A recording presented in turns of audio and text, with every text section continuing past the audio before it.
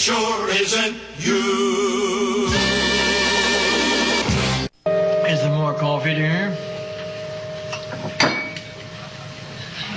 Yes, there is. That's good to know. Audrey? Are you feeling well? You haven't eaten a thing. What's the use? I'll only have to eat again in 4 hours. What are your plans for today, Jonathan? I'm presiding over a fascinating case of criminal conspiracy. Hot diggity. Audrey, are you a bit out of sorts today? Who, me? Why should I be out of sorts? Why, if today is the highlight of my week, this is the day that I rotate the ornaments on the mantel. Well, I'm sure you'll do your usual splendid job. I was being sarcastic, dear. What do you mean? I mean I'm depressed about my life. I seem to do the same thing over and over, day after day, like a hamster on a wheel. Listening to you and Phyllis talk about how exciting your lives are just points out that mine is the pits. The pits, dear? Yes, I have to stay cooped up here in this house all day while you're out with interesting murderers and cutthroats. Everything I do is insignificant, meaningless, and trivial. It's not. It is. I'm very sorry you feel that way, dear. I wish I knew what to suggest. Well, I know exactly what to suggest. Audrey, why don't you look for a job? A job? But why? We're filthy rich. Or if not filthy, soiled. It has nothing to do with money. Audrey needs to prove that she is useful and needed. Phyllis, Audrey is needed right here in this house.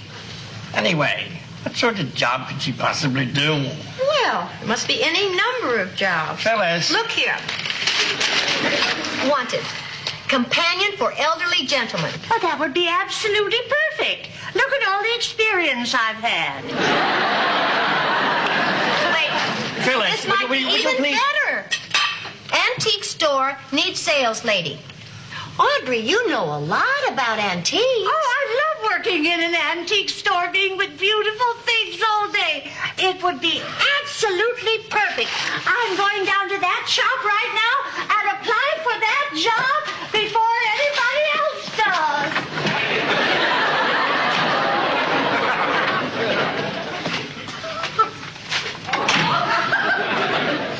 Isn't that silly?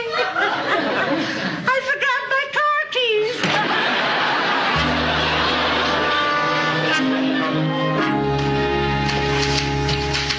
Nin ha u. What was that, Leonard? Nin ha u. That means good afternoon in Chinese. You see, in a couple of days, I'm going to give a speech to the Chinatown Chamber of Commerce.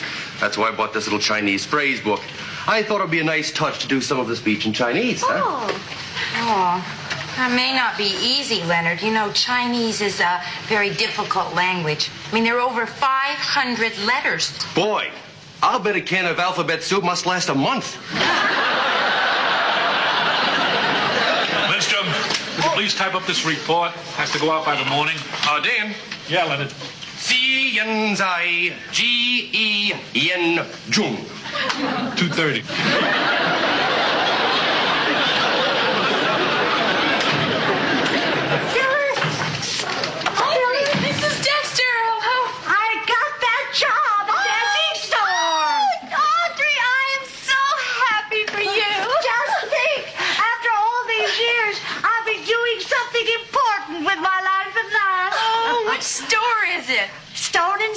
Just 2 blocks from here. Audrey, if you're going to be that close, we could take turns driving together every morning. Phyllis, I think it would be easier if you drove one day and I drove the next. Of course. Why didn't I think of that? Excuse me, but I've got business to do. Audrey, did you tell Jonathan about your new job yet? Not yet, may I? I tried to call him before, but he was busy in court. He should be free now. Hello, Jonathan, dear. Guess what? I got that job in the antique store that Phyllis found for me. Now, dear, I know you're not comfortable with the idea of your wife going out to work, but please, for me, don't you think you could learn to live with it? Oh, aren't you sweet? Bye. What did he say? He said if he could learn to live with Phyllis, he could learn to live with anything.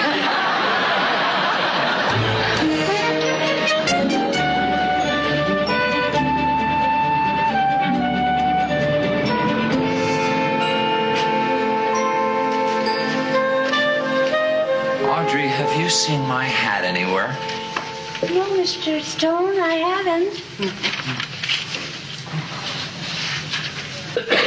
Oh, there it is.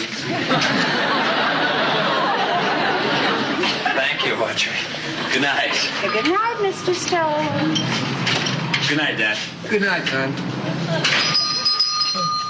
Aren't you leaving, Audrey? Oh, in a few minutes, Mr. Stone. As soon as Phyllis comes to pick me up. Phyllis? You haven't met her, have you? She lives with my husband, Jonathan, and me. She was married to my late son, Lars. Oh, I'm sorry. Oh, so was I at first, but I learned to love her. You seem so young, Audrey.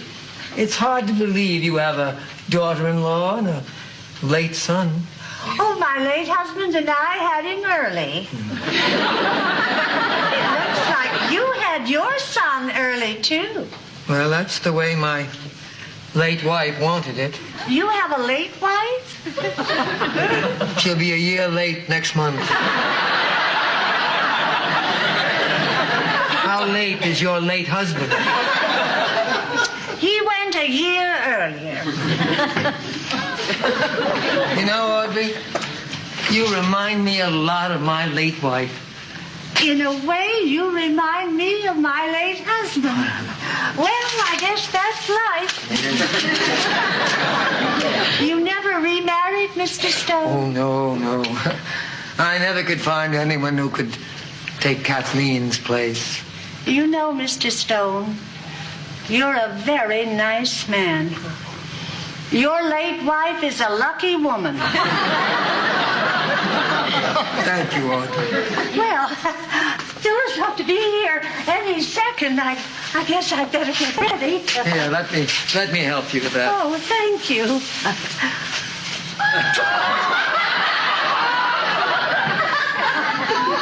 Mr. Stone, did you just make a pass at me? I believe I did. Well, it's been so long, I wasn't sure. Mr. Stone, I am a married woman, and a very happily married woman at that. And as much as I like you and enjoy working here, I must tell you that if you ever do anything like that again, I'll have to quit. Oh, please forgive me, Audrey. I don't know what got into me. I promise it won't happen again. Well, will you please close up the shop for me? I'll see you tomorrow morning. Good night, Mr. Stone.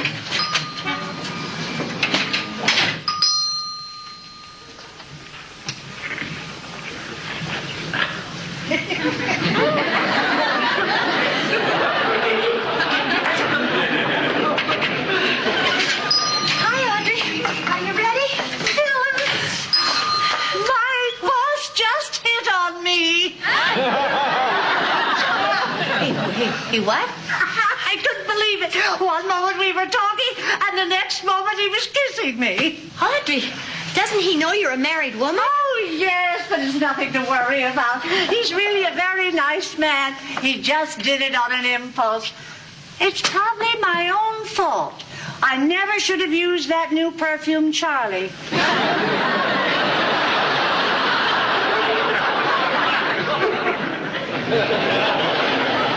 Audrey. Oh, Jonathan, what a nice surprise. Well, I just thought I'd stop by and take you out to dinner tonight. Oh, what a lovely idea. Are you busy, Phyllis? No. Well, don't worry. Something will turn up. Now, come on. You're not going to stay angry at Phyllis for suggesting I take a job, are you? No, I suppose you're right. It's time Phyllis and I buried the hatchet. Speaking of hatchets, I see you just got your hair cut again, Phyllis. Jonathan, you'll never guess what happened. Just a few minutes ago, I was telling Phyllis, Mr. Stone... Audrey, are you really sure you... Oh, you mean to tell Jonathan about Mr. Stone? Don't you worry, dear. Jonathan and I have a very open and honest relationship. I'm sure he'll be just as amused about what happened as we are. What happened? Oh, Jonathan, you really get a kick out of this. Just before you came in, my boss, Mr. Stone, kissed me. Oh, he said he was sorry, and he said it'd never happen again, but it was an unmistakable pass. And at my age, isn't that something? Aren't you surprised? My only surprise, dear, is that every man in the world doesn't lose his head over you. Oh, my, this chick has had a busy day. Well, shall we go to dinner? Yes, I'm starving. Isn't this a lovely thing? How much is this, Audrey? Oh, $300. Good.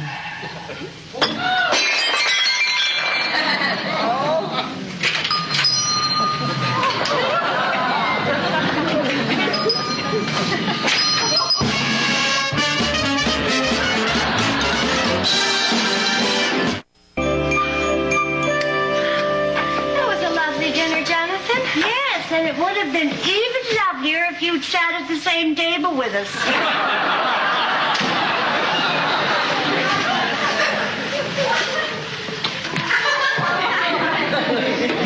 Oh, come on, Jonathan.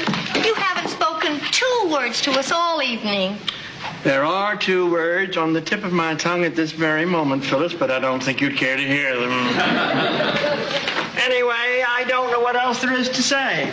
I've told Audrey I wanted to stop working for that lecture. Don't blame him, Jonathan. It wasn't his fault that I turned him on. I like working at Stone and Stones, and I don't see any reason to quit. Then I guess I'll just have to give you a reason, won't I? And what does that mean? I'm going to do the only thing a rational, intelligent man in my position can do. And what's that? That's for me to know and you to find out. I just don't understand, Jonathan. He has no reason to be jealous. Oh, men don't need much reason to be jealous, Audrey. I remember once I was with Lars at a charity function. I was just chatting innocently with someone, and Lars saw us laughing, and he got absolutely furious. Well, I tried to calm him, but there was no use. He insisted that the cardinal take off his robes and step outside. Jonathan, what are you doing? I've reached a decision, Audrey. I've decided I will be sleeping in the den until you quit that job. Go ahead, Jonathan. I can be just as stubborn and hard-headed as you. I'll sleep in the den, too. I don't think that's exactly what you meant to say, Audrey. You're right. But I'm not going to quit my job. I like it, I need it, and I'm good at it. Very well. Obviously, that job means more to you than our marriage. Well, the pay is better, and I don't have to work nights.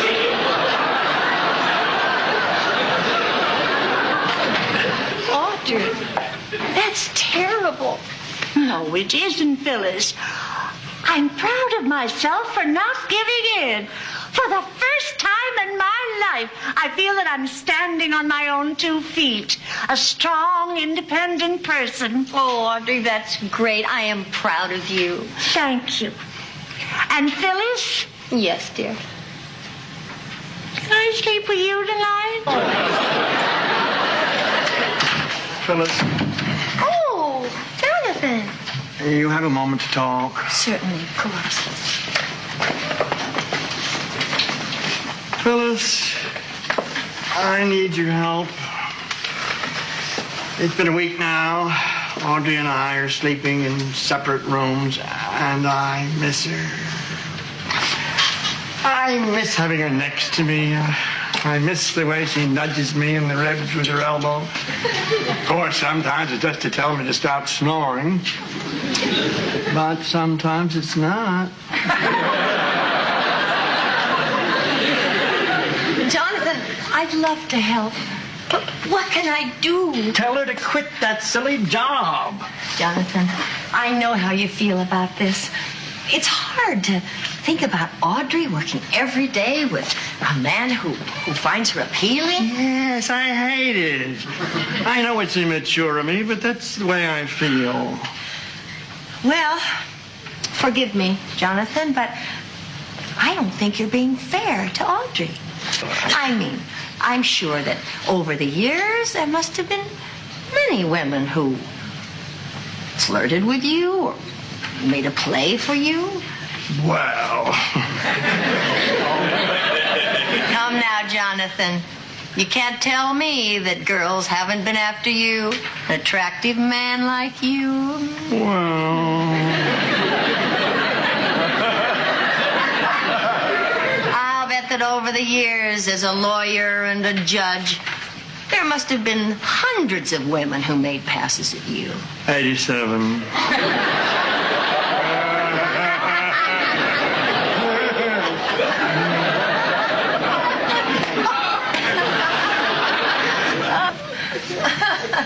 You know, Phyllis, you're right. I really have no reason to treat Audrey the way I have. I'm going over to Stone & Stone right now and apologize to her. Oh, Jonathan, I'm so delighted. Because you two are the dearest people in the world to me. And because there's nothing worse than seeing 2 people who love each other making each other unhappy. And because Audrey has the coldest feet I've ever slept with.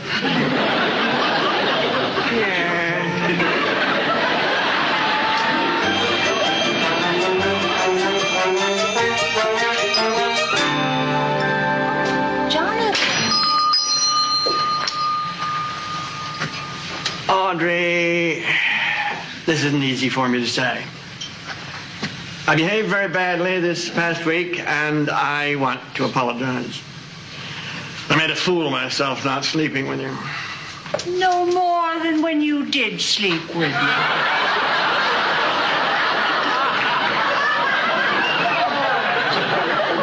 Thank you, dear. The point is, I want you to go on working here if that's what makes you happy. I just hope you can forgive me for being such a jealous idiot. Well, of course I forgive you, Jonathan. Oh, Jonathan, these are my employers. Mr. Keystone, his son Stephen, my husband, Judge Dexter. How do you do? Pleasure to meet you, Judge Dexter. It's an honor, Judge. Very nice to meet both of you. I can't tell you how pleased we are to have Audrey working here.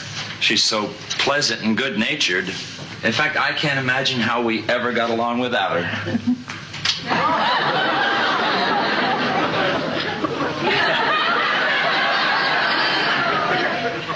I forgave you once, Stone, but this time you have gone too far.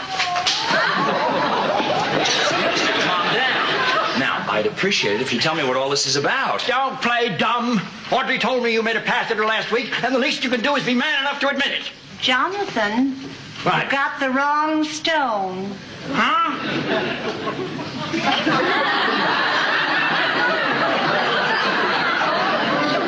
You mean he's the masher?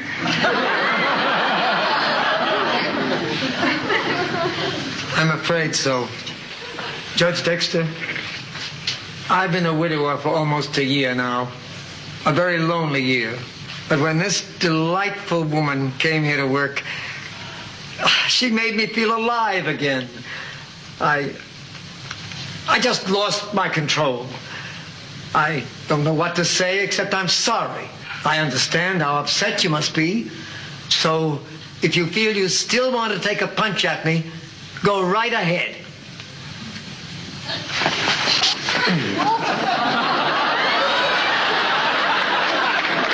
I think we ought to be going, Audrey. Would you please close up?